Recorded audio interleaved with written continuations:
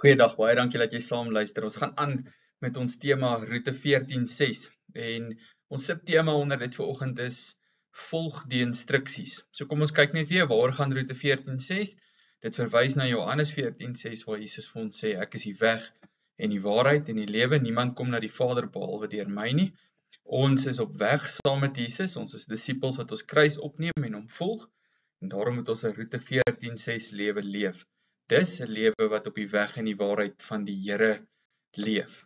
En dan wil ons nou vandag gesels oor hierdie subtema wat sê volg die instruksies. Kom ons erken maar teenoor mekaar dat van klein tot groot sukkel ons met dieselfde kwal. Kyk jy na kinders en tieners, maar van kleins af al, dan sien mens dat 'n kind vir een of ander rede altyd beter weet as die ouer. So as jy as 'n ouer raad gee of sê nee vir iets of sê doen iets, dan het die kind altyd 10 antwoorde terug. So my kinders is klein en ek beleef dit al reeds vandat hulle kon praat, is dit so. En nou weet ek tienerkinders is raak nogal bietjie meer dramaties ook op hierdie ding. Hulle weet altyd beter as ma of pa. En as jy nou groot raak en dink jy terug en dink jy, "Sjoe, my ma en pa het eintlik beter geweet en ek besef dit nou eers." Maar hierdie kwal eindig nie wanneer ons groot mense raak nie, want dis interessant en ek sê dit met respek en liefde en deernis, dat toe ons groter raak, toe begin ons dieselfde doen met ons hemelse Vader, om soort van beter te weet. En dit sien ons daarin dat ons nie altyd ons lewens belyn met die roeping wat hy vir ons het nie, dat ons grootste baat in die ons skatte in die koninkryk van die Here is nie, dat ons nie totaal oorgee in alles wat die Here ons roep en sê om te doen nie, dat ons self sukkel om te vertrou in moeilike omstandighede. So ons hoor wat die Here sê, maar ons sal baie keer sê, "Ai, maar weet jy nee." Ek beleef dit ook baie as ek die woord van die Here na mense toe bring en mense is dan slim. Ek sien hoe ouers ook half opstandig raak wanneer jy hulle inlig vanuit die woord oor hoe hulle kinders geleer moet word. En so kan ons maar net erken. As ons hierdie ding net saamvat, kan ons net erken dat daai neiging verander nie regtig nie, hy verander net of hy neem net ander forme aan. Ons sukkel nogal om instruksies te volg as mense en die Here roep ons om op Roete 14.6 mense te wees wat sy instruksies volkome volg. Kom ons kyk daarna. Eerste punt waarna ons kyk is hou op Roete 14.6. Dis die belangrikste ding. Dat jy in jou lewe vasberade en sonder wankeling bly op Roete 14.6. Josua 1 vers 7 en 8, dan wanneer Josua Moses se plek inneem en hy moet die volk lei in die beloofde land in, dan sê die Here vir hom hier, moenie links of regs van die wet van Moses afwyk nie. Wat sê hy? Moenie links of regs afwyk van my wil vir jou lewe nie. Sê hierdie wetboek, hierdie wil van my moet die rigsnoer wees vir alles wat jy sê.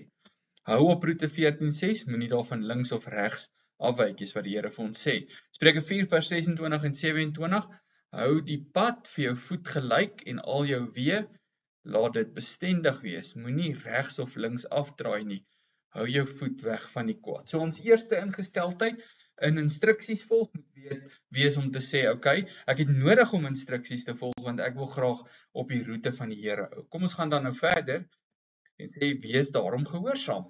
As ons gehoorsaam is aan die instruksies wat die Here gee, dan sal ons op die roete kan hou. Kom ons kyk na 'n paar verse.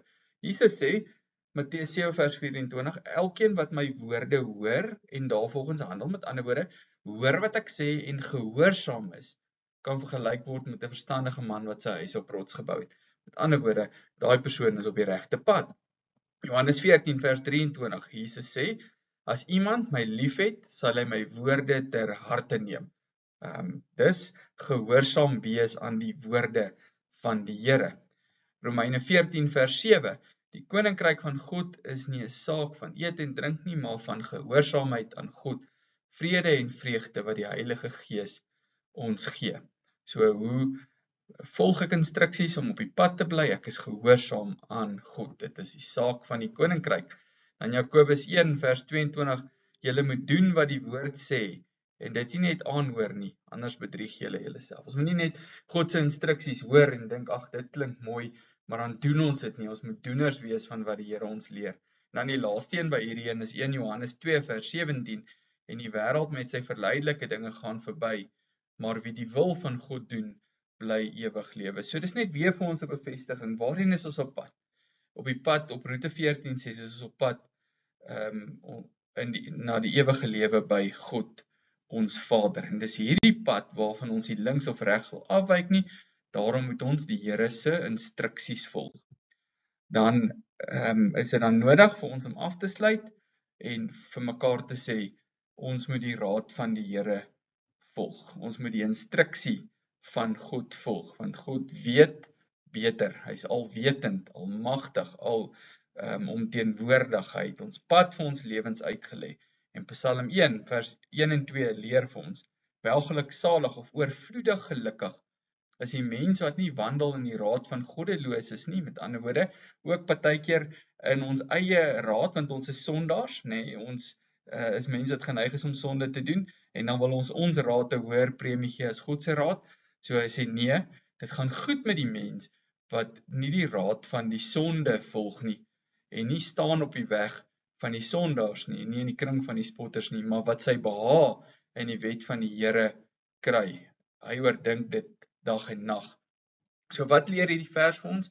Dit gaan goed met die mens wat die raad van die Here volg in al sy weë, wat die instruksies van God vat en dit volg, en nie sê ja maar of dink ons weet beter nie, want die Here weet die heel beste vir ons lewens, en hy het 'n baie spesiale plan in sy liefde vir elkeen van ons lewens, en hy gee vir ons die gawes en hy maak dit moontlik. Daarom moet ons mense op roete 14:6 wees, wat die instruksies van God noukeurig navors en noukeurig volg. Kom ons bid saam. Dankie Here vir die wonderlike voorreg dat ons op 'n pad kan wees waar U vir ons instruksies gee hoe om te tree, wat om te doen, waarna toe om te gaan. En ons bid dat U vir ons eerstens die nederigheid sal gee om dit tot op die letter te volg, maar dat U ook vir ons die wil en die ywer sal gee om dit in liefde te doen, in opgewondenheid, oor ons gered is en nuut gemaak is en op hierdie nuwe pad, op pad na U ewige koninkryk. Ons bid so van die Here in Jesus se naam. Amen.